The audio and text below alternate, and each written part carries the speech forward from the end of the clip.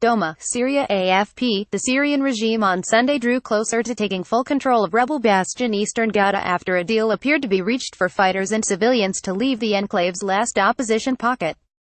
The agreement, brokered by government ally Moscow, would see fighters with the Jaish al-Islam rebel faction leave Ghouta's main town of Douma for opposition territory in northern Syria, state media and a monitoring group.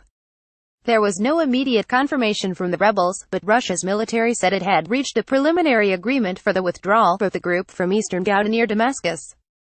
Get the Times of Israel's daily edition by email and never miss our top stories. Free sign-up. No date was given for the pullout, and Moscow said rebels were expected to demine buildings and clear roadblocks before leaving.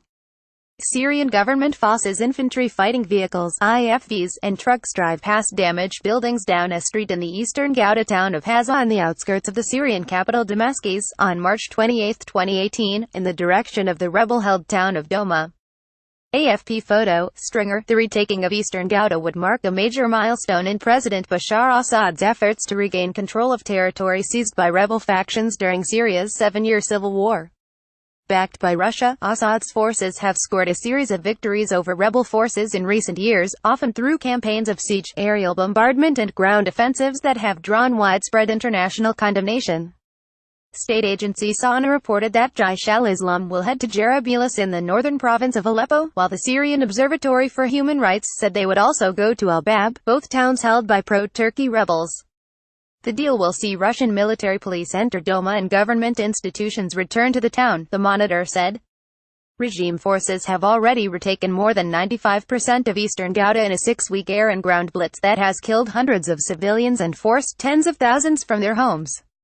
The assault since February 18 has killed more than 1,600 civilians, the observatory says, and devastated entire neighborhoods.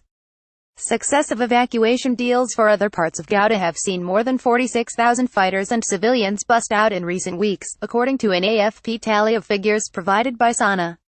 In the latest agreed departures, some 24 buses carrying 1,146 fighters from the Falak al-Rahman rebel faction and their families left Douma in the direction of Idlib on Sunday, Syrian state television reported. Syrian children stand in a basement used as a shelter against airstrikes on March 25, 2018, in Douma, in eastern Ghouta on the outskirts of the capital Damascus. AFP photo. Hamza Lajweh, that added to the 41,000 already evacuated from a southern pocket including the town of Arban this week under an earlier deal with Falak al-Rahman.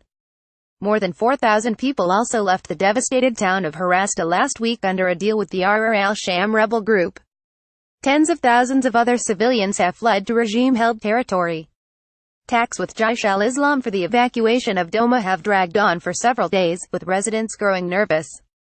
This photo shows a convoy of Syrian Red Crescent trucks carrying humanitarian aid to be distributed in Douma, eastern Ghouta, a suburb of Damascus, Syria, March 15, 2018.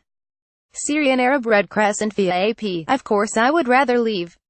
There are no more homes here, not a single place to settle, said Abu Radib, 30. But I won't go to regime-held areas to join ranks with the Syrian army, he said, adding he would prefer to go to Idlib. Haytham, 38, a media activist who did not give his surname, said he would rather stay in his hometown. To abandon your home is to abandon your soul, he said. But if they give us the choice of dying or leaving, it will be another matter. Syria's conflict has killed more than 350,000 people since 2011, and spiraled into a complex war involving world powers.